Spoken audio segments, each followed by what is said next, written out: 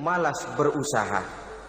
Orang kalau sudah terlalu asik berkhayal, menghitung bintang di langit, malas berusaha.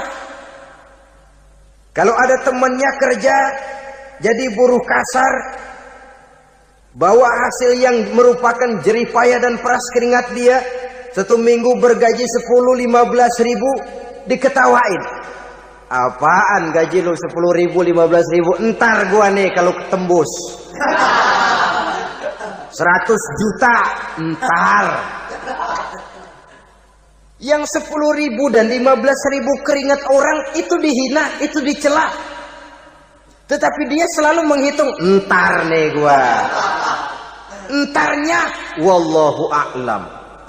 Saudara hadirin yang saya muliakan, timbullah sikap malas.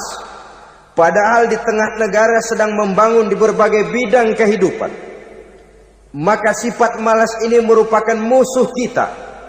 Baik mengejar kemiskinan, baik mengejar kebodohan dan keterbelakangan kita di sektor-sektor lainnya.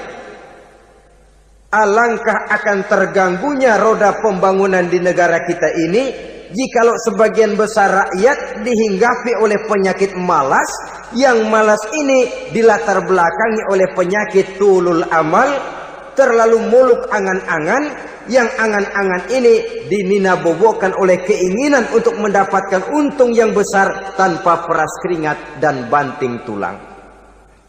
Sasaran yang lebih jauh, dan ini yang paling kita khawatirkan, hancurnya kubu-kubu pertahanan moral daripada bangsa kita. Kita sependapat bahwa lebih penting daripada membangun jembatan adalah membangun manusia yang membangun jembatan. Bahwa lebih penting daripada mengaspal jalan raya adalah membangun mental manusia yang melaksanakan pengaspalan itu. Dengan kata lain, membangun dan mempersiapkan manusia pembangunan. Tanpa itu, maka saya merasa khawatir kalau nanti kita tidak akan sampai kepada target yang kita harapkan oleh karena kandas di tengah jalan. Saudara-saudara kaum muslimin rahimakumullah, Islam sebagai agama yang mengajarkan manusia untuk berusaha dan mengeluarkan segala kemampuan untuk melaksanakan segala usahanya itu, sangat membenci sifat malas, sangat membenci sifat tulul amal atau panjang angan-angan. Dan oleh karena judi melahirkan dua sifat itu, Islam sangat menganjurkan pengikutnya untuk menjauhi segala macam jenis perjudian, baik yang terang-terangan maupun yang dilakukan secara samar-samar, tidak ketara, judi canggih sesuai dengan canggihnya teknologi daripada manusia itu sendiri. Ini adalah penyakit yang meracuni masyarakat manusia dari sejak berpribadi, bertetangga, berumah tangga, sampai kepada berbangsa dan bernegara. Dan kasus-kasus yang timbul sudah cukup banyak, yang tidak mungkin lagi kita katakan hanya sekedar bersifat kasuistis, bersifat kasus-kasus kecil saja.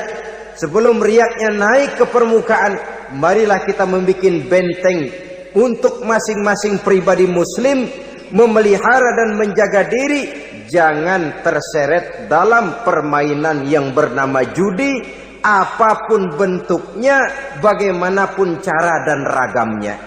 Karena jelas bahayanya lebih besar daripada manfaatnya.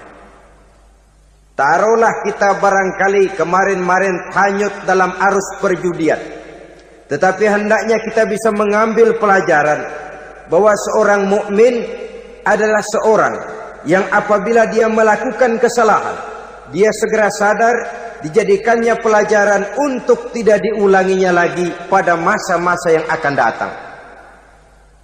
Dengan sikap semacam itu, kita tidak lagi akan mengulangi kesalahan-kesalahan lama, dan grafik kehidupan kita dari hari ke hari akan makin menunjukkan hal-hal yang baik dan positif adanya. Saudara-saudara kaum muslimin rahimakumullah, kalau ABRI masuk desa, rakyat beruntung. Kalau jaksa masuk desa, rakyat bahagia. Kalau koran masuk desa, rakyat ikut jadi cerdas.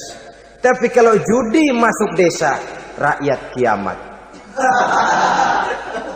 Pembangunan akan terbengkalai, roda perekonomian akan lesu. Karena mestinya orang membelanjakan uang untuk sesuatu yang dia perlukan, akhirnya dia belanjakan untuk sesuatu yang dia tidak perlukan. Karena gambaran, khayalan akan mendapat keuntungan yang jauh lebih besar lagi. Padahal istilah orang-orang tua kita dulu, lebih baik makan singkong betulan daripada makan roti ngimpi. Artinya uang yang 1.000-2.000 rupiah itu lebih baik dibelikan beras, dimasak, makan bersama anak dan istri, terasa nikmat dan halalnya, ketimbang beli kertas lalu ngelamun, menghayal, menghitung yang bukan-bukan. Itu kertas dibolak madep ulon, dibolak madep mudik, diputar sana, diputar sini, akhirnya palanya ikut muter. Kira-kira apa yang cocok? Masih belum puas, kertas dilihat, orang gila ditanyain. Sudah tahu waras, orang gila yang ditanya.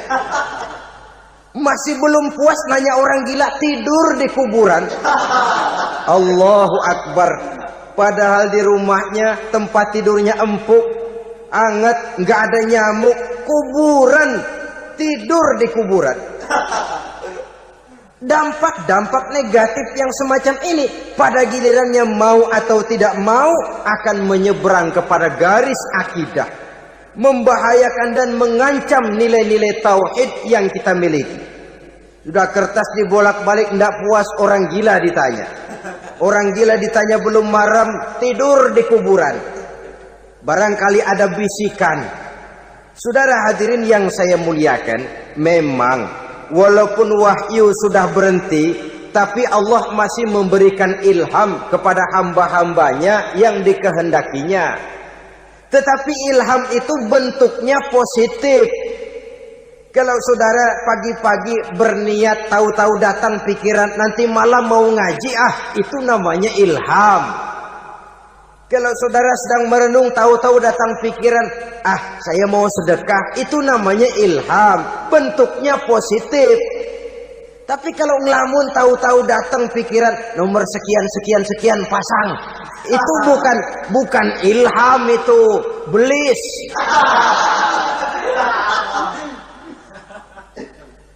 Saudara hadirin yang saya muliakan, tidak puas tidur di kuburan, cari yang lebih paten lagi, dukun ditanya.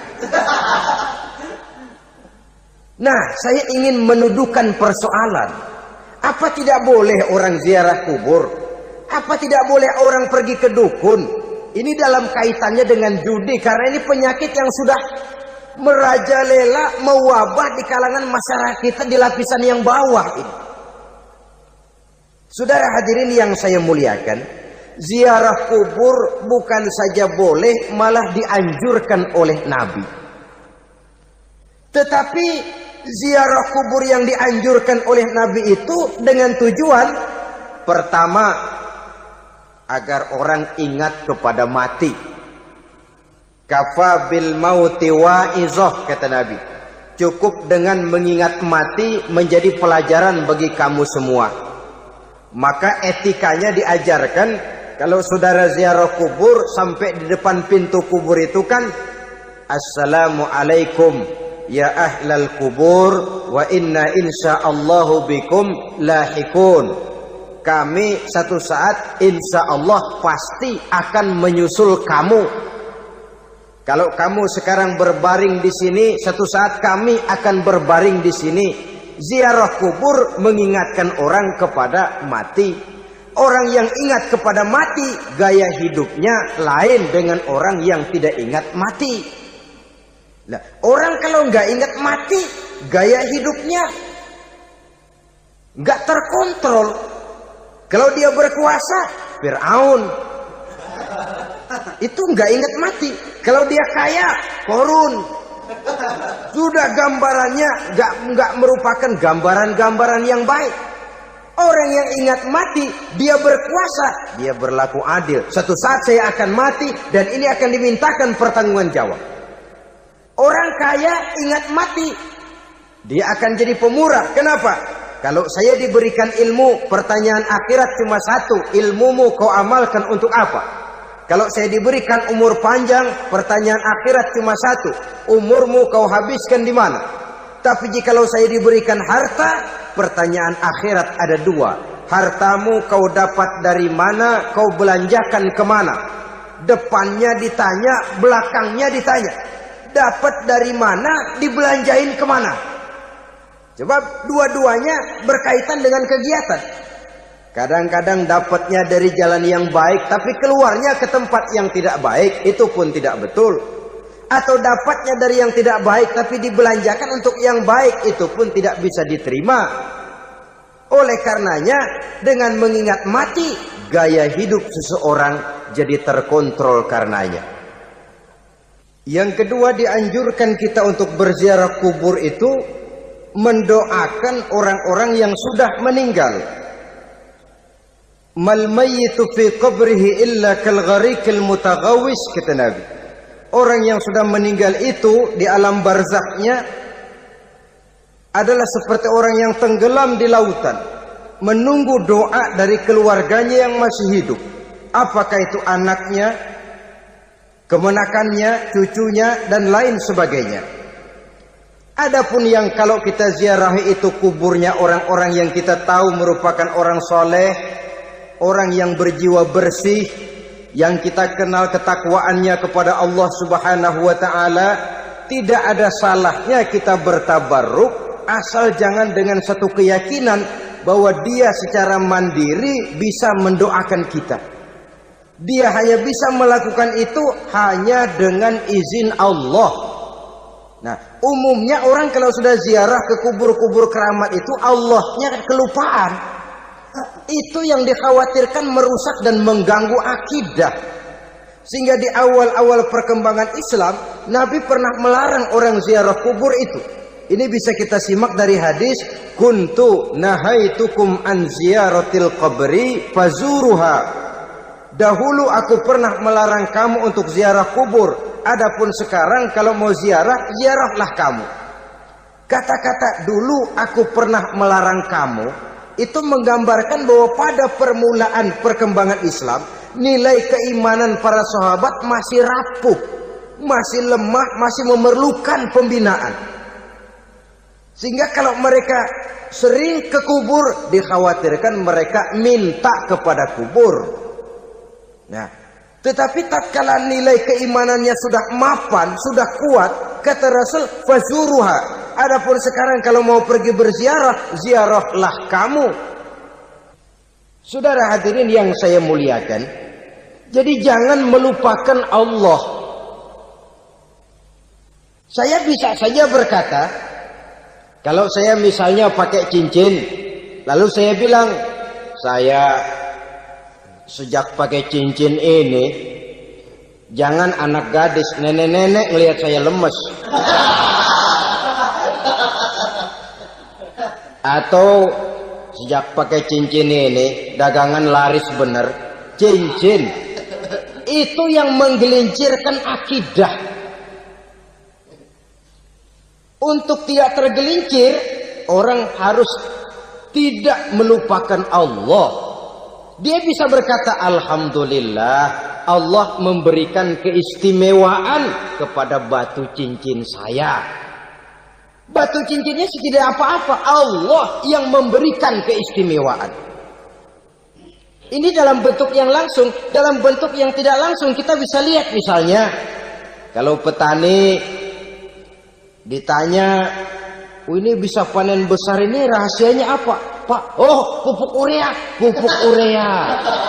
Nah, Allah nomor 16. Seorang petani yang baik keimanannya, dia akan berkata, kami bisa panen besar karena izin Allah. Lah, kalau pupuknya mah pakai pupuk urea, izin Allahnya dahulu, baru kemudian pupuknya nyusul. Jadi sebenarnya bukan cuma pergi ke dukun yang bisa merusak keimanan, pergi ke dokter juga bisa loh merusak keimanan. Kalau berkeyakinan bahwa dokter itulah yang memberikan sembuh, kenapa akidah saudara tidak tergelincir karenanya? Dokter hanya memberikan obat dan resep, sembuh itu datangnya dari Allah. Ini yang diungkapkan lewat lisan Nabi Ibrahim alaihissalam, wa idza maridtu fahuwa yashfini. Apabila aku sakit, dialah Allah yang memberikan sembuh. Memberikan sembuh. Jangan juga menyalahartikan ayat ini. Ada ayat begini sakit terus nekat. Udah nggak usah berobat dah, memang penyakit dari Tuhan. Ntar waktunya baik ya baik ya. Udah ampek terus dah. Orang yang berobat saja belum tentu sembuh, apalagi yang tidak berobat. Sama juga orang nggak sembahyang kita ajakin ngotot, lo juga yang sembahyang belum tentu masuk surga katanya. Lah yang sembahyang belum tentu masuk surga, bagaimana cengoran lo yang nggak sembahyang?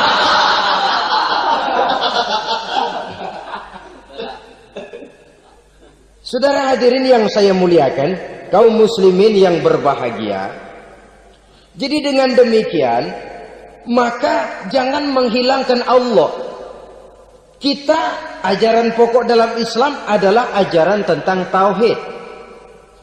Tauhid ini menyangkut mengesahkan Allah, baik di dalam zatnya, baik di dalam sifatnya, baik di dalam perbuatannya, baik di dalam beribadah kepadanya.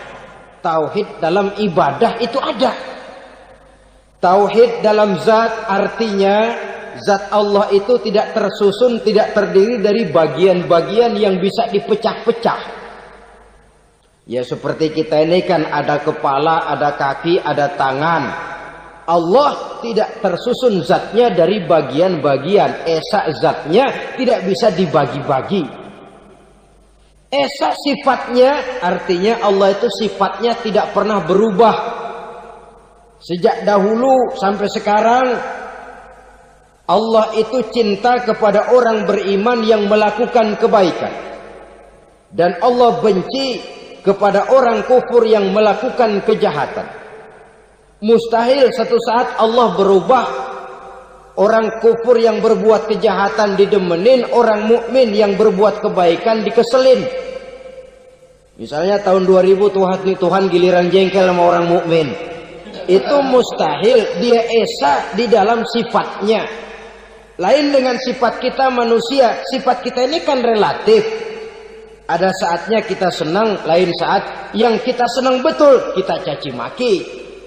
Hari ini kita caci maki, besok kita puji. Lihat teman kaya, habis kita omongin. Boleh jadi dia kaya, kenapa? Dukunnya 36.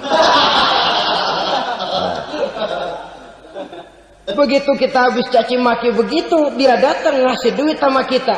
Cacian itu bisa berubah menjadi pujian. Lu ya emang bukan main dah.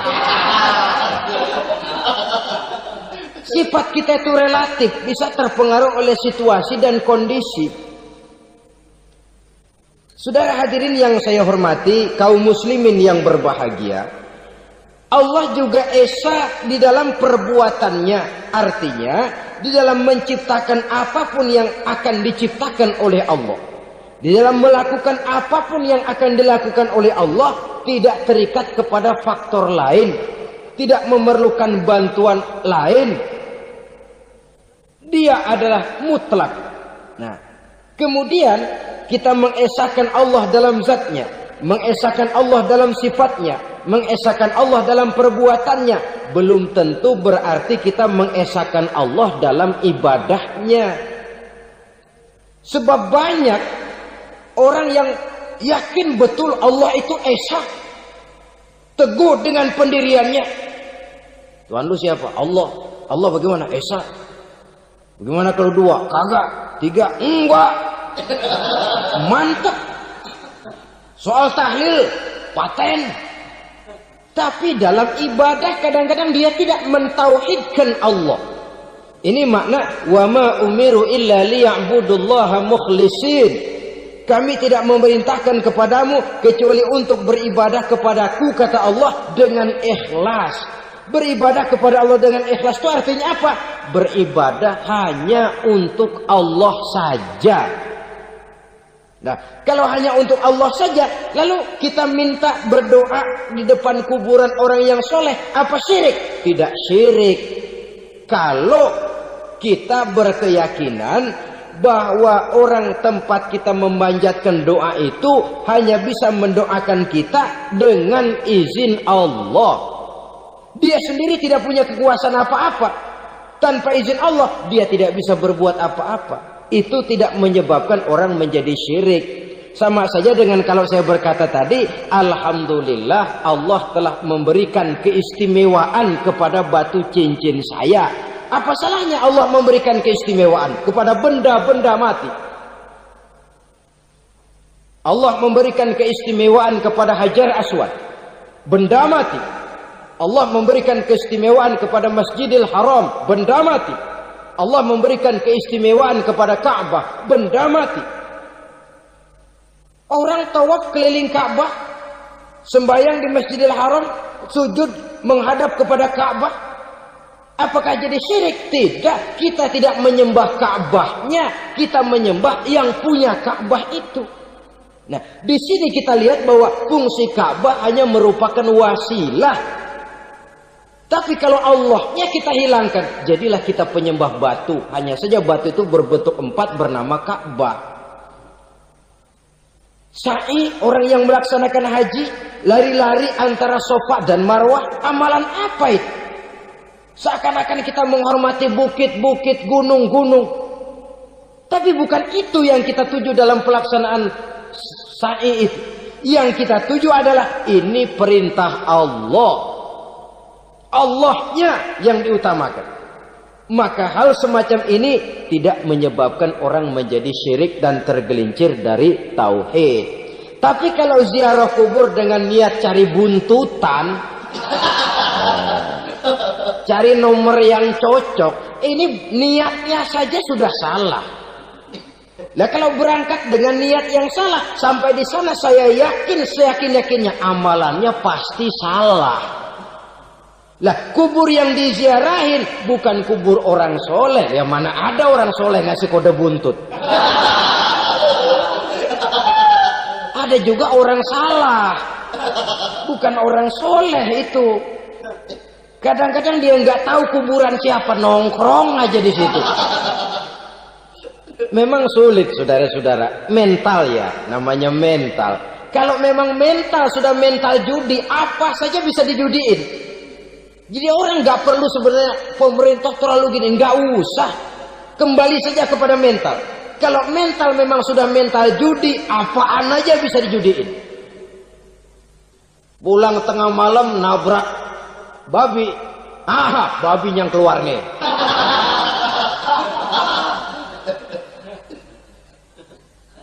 Mobil lewat, nomornya bisa dijudiin. Bajai lewat, bajai bisa dijudiin. Mental. Kalau memang mental sudah mental judi, apapun saja bisa dijudikan. Saudara hadirin yang saya muliakan, lalu bagaimana dengan dukun?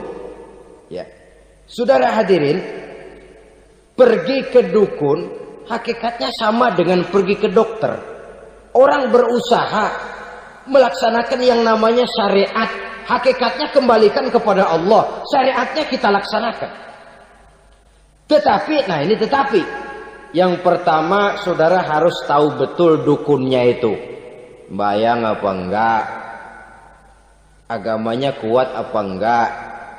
Sebab ya tentu tidak ada dukun yang jelek, karena pada umumnya penyakit dukun itu kan nyohor, iklan lewat koleha-kolehanya.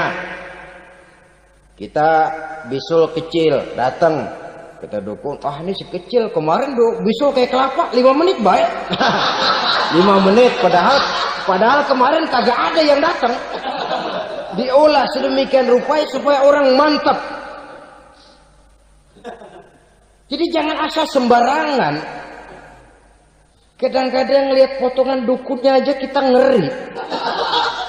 Mukanya sudah kremot, nggak pernah tersentuh air wudhu. Jangankan air wudhu, mandi aja jarang. Yang kayak begini yang dipegang mati-matian, yang dipercayai habis-habisan, akan kita kemanakan tauhid kita ini? Apalagi kalau perginya sudah dengan niat mencari nomor yang jitu. Itu saya katakan lagi tadi, berangkat saja sudah dengan niat yang salah. Orang berusaha silahkan. Sama juga kita ke dokter. Oleh dokter kan setelah diperiksa penyakit kita, lalu dianalisa, oh ini penyakitnya ini. Kemudian diberikan obat. Lah, obat itu kan tentu ada aturan minumnya tuh. Yang kapsul ini sehari 3 kali, yang tablet ini sehari 2 kali. Kalau kita minumnya kelebihan, overdosis namanya. Saking pengen cepet baik, sekali minum 10 tablet. Ya memang nggak sakit-sakit lagi, tapi nggak hidup sudah. Habis. Kita pun dalam melaksanakan amalan hidup beragama begitu. Saudara datang kepada kiai, orang-orang soleh, meminta amalan, wiridan, itu jangan sampai overdosis. Tidak sesuai dengan kemampuan pribadi. Wong masih SD sudah minta matematika kelas SMP, celeng. Baru SMP sudah minta diajarkan filsafat kelas perguruan tinggi, semaput. Kenapa? Daya tampungnya nggak kuat. Emang ukuran secangkir, minta di sini seember, ya luber.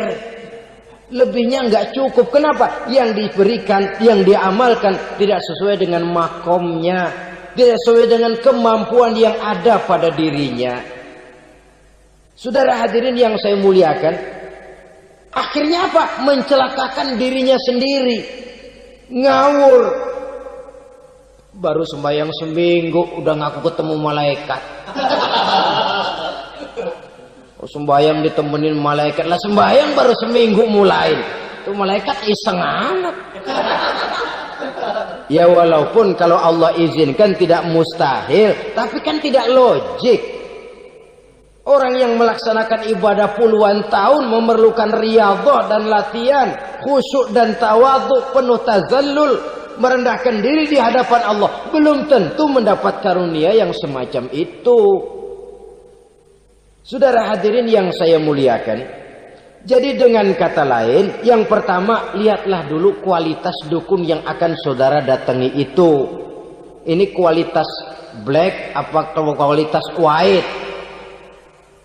Aspal apa cat putih? Sehingga jangan sampai kita salah pilih. Sebab biasanya orang kalau sudah hanyut di kali, rumput pun dia pegangin. Dia tahu kalau rumput tidak akan bisa menahan bobot badannya, tapi karena posisinya posisi terjepit, rumput pun dia pegang. Ini satu gambaran psikologis betapa orang dalam keadaan panik, kepepet, kejepit, yang tidak mestinya dipegang pun akan dipegangnya juga.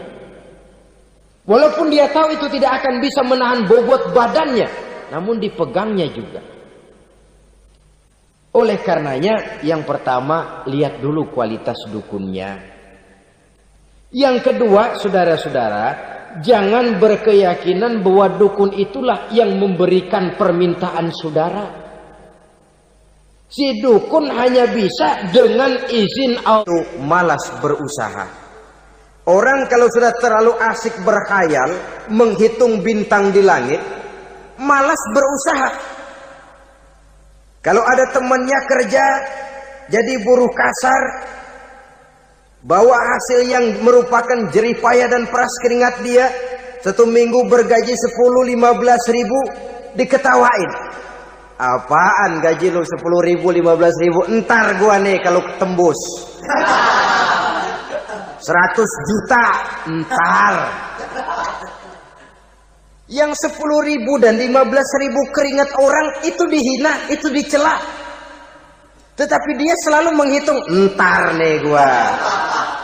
Entarnya wallahu a'lam. Saudara hadirin yang saya muliakan, timbullah sikap malas. Padahal di tengah negara sedang membangun di berbagai bidang kehidupan. Maka sifat malas ini merupakan musuh kita. Baik mengejar kemiskinan, baik mengejar kebodohan dan keterbelakangan kita di sektor-sektor lainnya. Alangkah akan terganggunya roda pembangunan di negara kita ini jikalau sebagian besar rakyat dihinggapi oleh penyakit malas, yang malas ini dilatar belakangi oleh penyakit tulul amal, terlalu muluk angan-angan, yang angan-angan ini dininabobokan oleh keinginan untuk mendapatkan untung yang besar tanpa peras keringat dan banting tulang. Sasaran yang lebih jauh, dan ini yang paling kita khawatirkan, hancurnya kubu-kubu pertahanan moral daripada bangsa kita.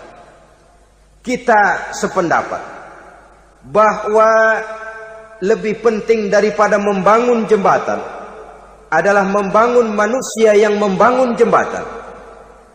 Bahwa lebih penting daripada mengaspal jalan raya adalah membangun mental manusia yang melaksanakan pengaspalan itu. Dengan kata lain, membangun dan mempersiapkan manusia pembangunan.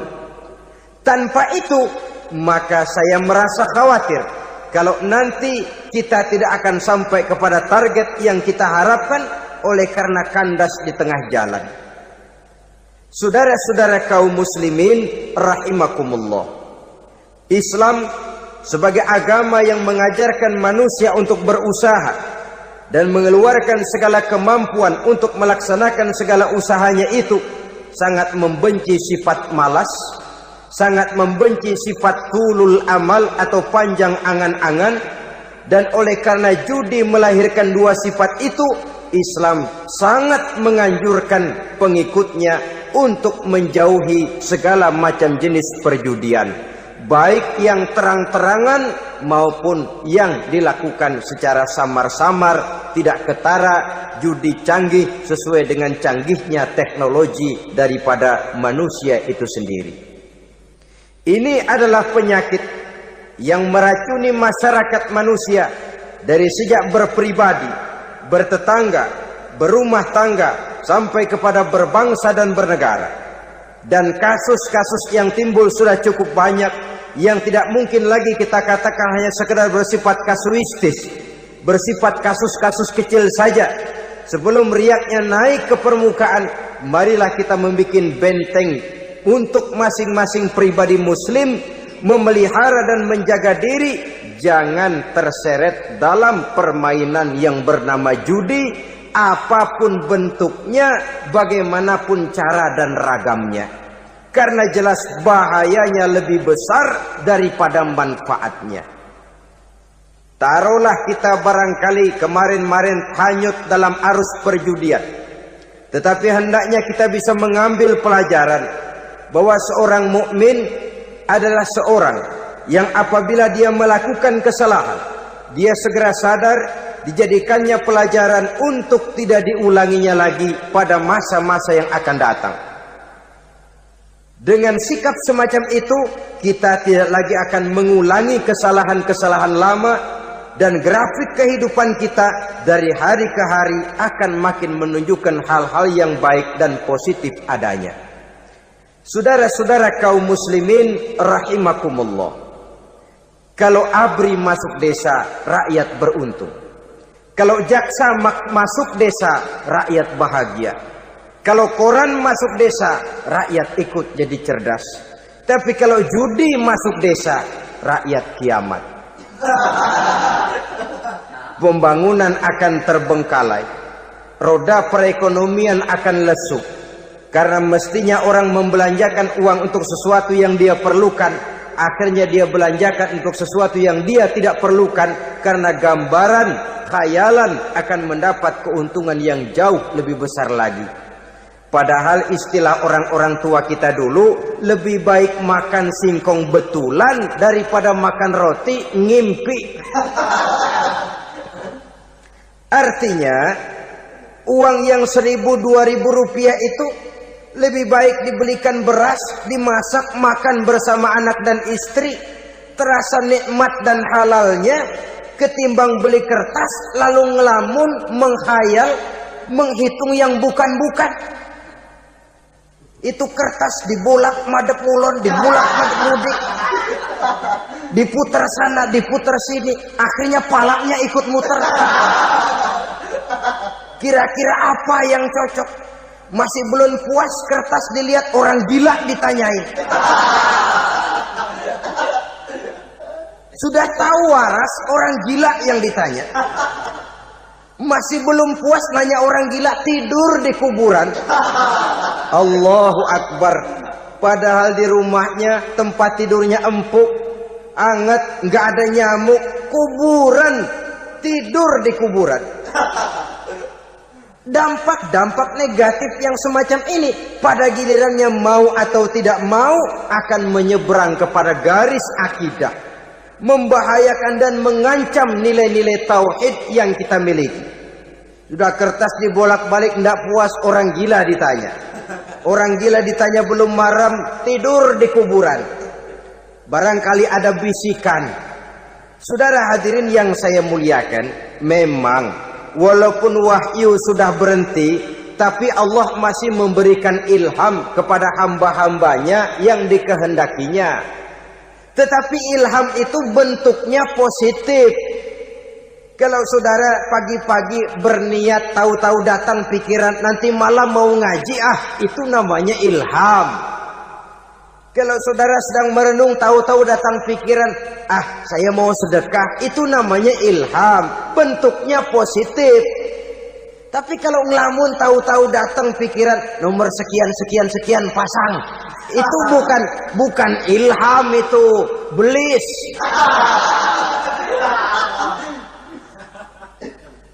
Saudara hadirin yang saya muliakan, tidak puas tidur di kuburan, cari yang lebih paten lagi, dukun ditanya. Nah, saya ingin menuduhkan persoalan. Apa tidak boleh orang ziarah kubur? Apa tidak boleh orang pergi ke dukun? Ini dalam kaitannya dengan judi, karena ini penyakit yang sudah merajalela, mewabah di kalangan masyarakat kita di lapisan yang bawah ini. Saudara hadirin yang saya muliakan, ziarah kubur bukan saja boleh, malah dianjurkan oleh Nabi. Tetapi ziarah kubur yang dianjurkan oleh Nabi itu dengan tujuan pertama, agar orang ingat kepada mati. Kafa bil mauti wa'izah, kata Nabi. Cukup dengan mengingat mati menjadi pelajaran bagi kamu semua. Maka etikanya diajarkan, kalau saudara ziarah kubur, sampai di depan pintu kubur itu kan, Assalamualaikum ya ahlal kubur, wa inna insyaallahu bikum lahikun. Kami satu saat insya Allah pasti akan menyusul kamu.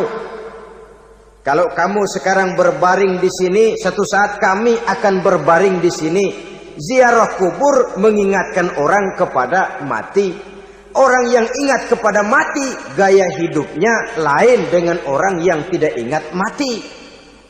Nah, orang kalau nggak ingat mati, gaya hidupnya nggak terkontrol. Kalau dia berkuasa, Fir'aun, itu nggak ingat mati. Kalau dia kaya, Korun. Sudah gambarannya nggak merupakan gambaran-gambaran yang baik. Orang yang ingat mati, dia berkuasa, dia berlaku adil. Suatu saat saya akan mati dan ini akan dimintakan pertanggungan jawab.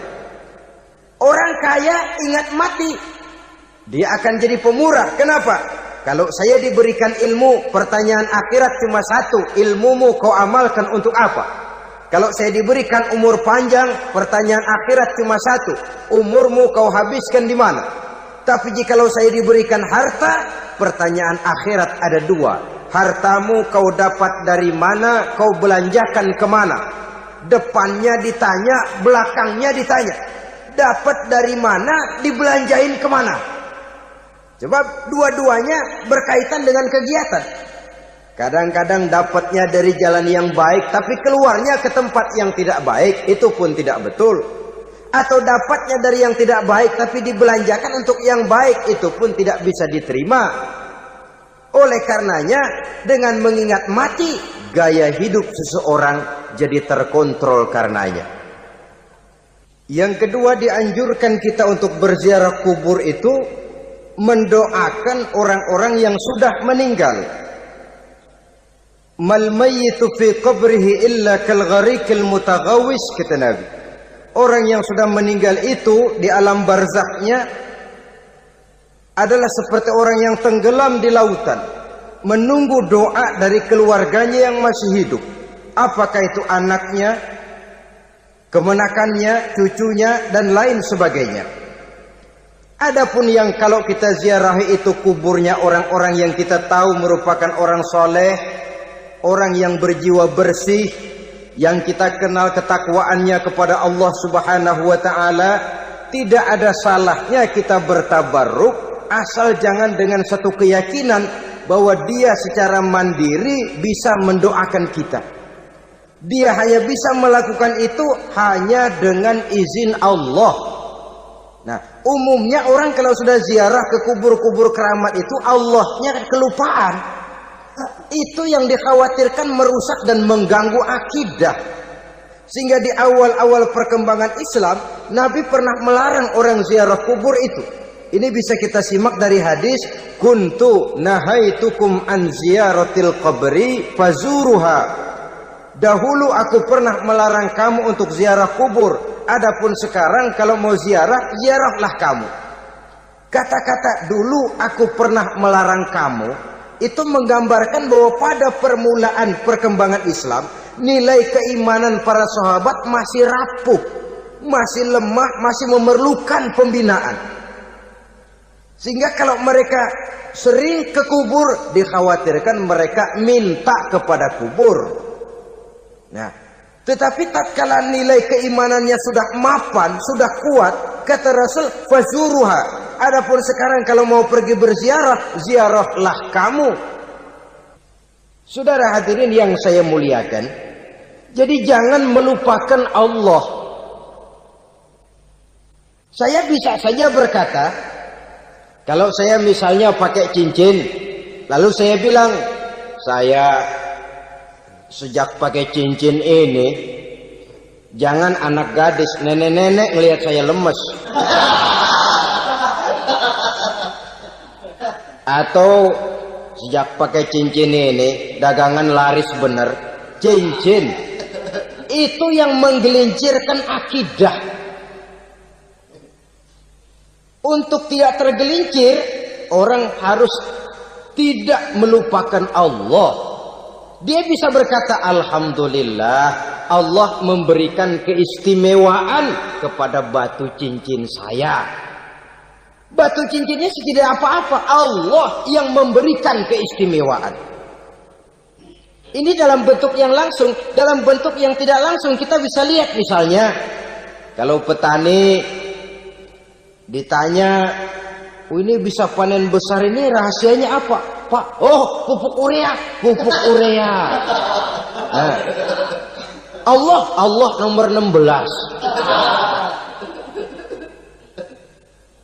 Seorang petani yang baik keimanannya, dia akan berkata, kami bisa panen besar karena izin Allah. Lah, kalau pupuknya mah pakai pupuk urea, izin Allahnya dulu, baru kemudian pupuknya nyusul. Jadi sebenarnya bukan cuma pergi ke dukun yang bisa merusak keimanan, pergi ke dokter juga bisa loh merusak keimanan. Kalau berkeyakinan bahwa dokter itulah yang memberikan sembuh, kenapa akidah saudara tidak tergelincir karenanya? Dokter hanya memberikan obat dan resep, sembuh itu datangnya dari Allah.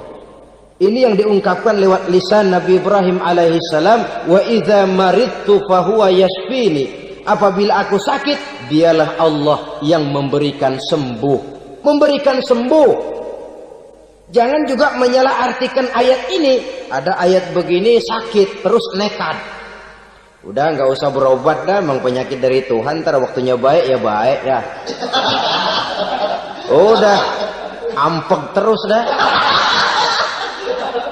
Orang yang berobat saja belum tentu sembuh, apalagi yang tidak berobat. Sama juga orang nggak sembahyang kita ajakin ngotot, lo juga yang sembahyang belum tentu masuk surga katanya. Lah yang sembahyang belum tentu masuk surga, bagaimana cengoran lo yang nggak sembahyang?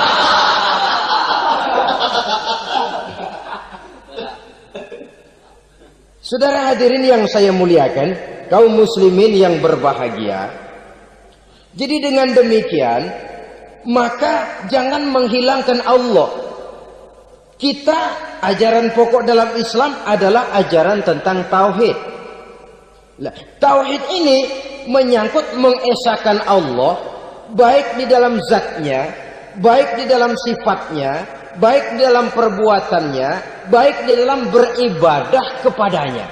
Tauhid dalam ibadah itu ada.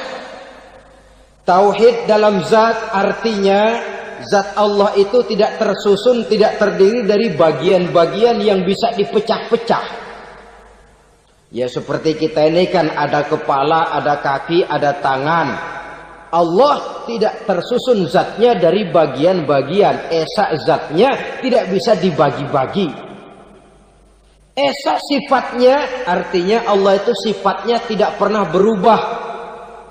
Sejak dahulu sampai sekarang Allah itu cinta kepada orang beriman yang melakukan kebaikan. Dan Allah benci kepada orang kufur yang melakukan kejahatan. Mustahil satu saat Allah berubah. Orang kufur yang berbuat kejahatan didemenin, orang mukmin yang berbuat kebaikan dikeselin. Misalnya tahun 2000 Tuhan giliran jengkel sama orang mukmin. Itu mustahil, dia esa di dalam sifatnya. Lain dengan sifat kita manusia, sifat kita ini kan relatif. Ada saatnya kita senang, lain saat yang kita senang betul kita caci maki. Hari ini kita caci maki, besok kita puji. Lihat teman kaya, habis kita omongin.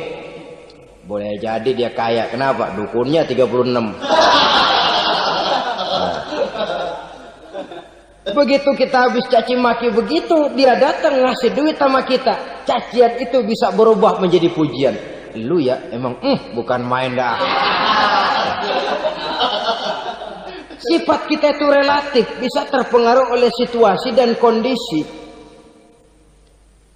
Saudara hadirin yang saya hormati, kaum muslimin yang berbahagia, Allah juga esa di dalam perbuatannya. Artinya di dalam menciptakan apapun yang akan diciptakan oleh Allah, di dalam melakukan apapun yang akan dilakukan oleh Allah, tidak terikat kepada faktor lain, tidak memerlukan bantuan lain.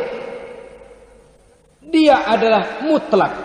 Nah, kemudian kita mengesahkan Allah dalam zatnya, mengesahkan Allah dalam sifatnya, mengesahkan Allah dalam perbuatannya, belum tentu berarti kita mengesahkan Allah dalam ibadahnya. Sebab banyak orang yang yakin betul Allah itu esa, teguh dengan pendiriannya. Tuhan lu siapa? Allah. Allah bagaimana? Esa. Bagaimana kalau dua? Kagak. Tiga? Enggak. Mantap. Soal tahlil paten. Tapi dalam ibadah kadang-kadang dia tidak mentauhidkan Allah. Ini makna wa ma umiru illa liya'budullaha mukhlisin. Kami tidak memerintahkan kepadamu kecuali untuk beribadah kepadaku, kata Allah, dengan ikhlas. Beribadah kepada Allah dengan ikhlas itu artinya apa? Beribadah hanya untuk Allah saja. Nah, kalau hanya untuk Allah saja, lalu kita minta berdoa di depan kuburan orang yang soleh, apa syirik? Tidak syirik. Kalau kita berkeyakinan bahwa orang tempat kita memanjatkan doa itu hanya bisa mendoakan kita dengan izin Allah. Dia sendiri tidak punya kekuasaan apa-apa. Tanpa izin Allah, dia tidak bisa berbuat apa-apa. Itu tidak menyebabkan orang menjadi syirik. Sama saja dengan kalau saya berkata tadi, alhamdulillah Allah telah memberikan keistimewaan kepada batu cincin saya. Apa salahnya Allah memberikan keistimewaan kepada benda-benda mati? Allah memberikan keistimewaan kepada Hajar Aswad, benda mati. Allah memberikan keistimewaan kepada Masjidil Haram, benda mati. Allah memberikan keistimewaan kepada Ka'bah, benda mati. Orang tawaf keliling Ka'bah, sembahyang di Masjidil Haram, sujud menghadap kepada Ka'bah.